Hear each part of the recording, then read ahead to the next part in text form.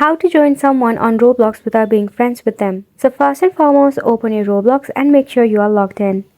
So right here, you can go ahead and in the search bar, you have to go ahead and search for the username of the person that you want to join. So right here, for an example, I'll be searching for my friend.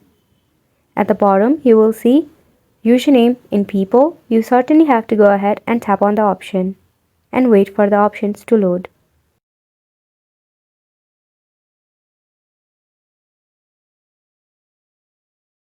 Roblox will suggest you all the person with a similar name, so you simply have to go ahead and search for the username or the person that you are searching for.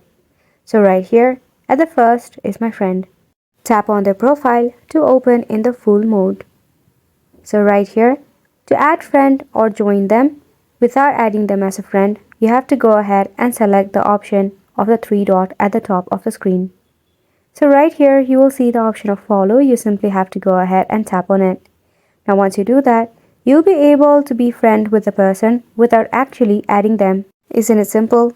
We hope that you found this video informative and helpful to you, and thank you so much for watching. We'll see you very soon.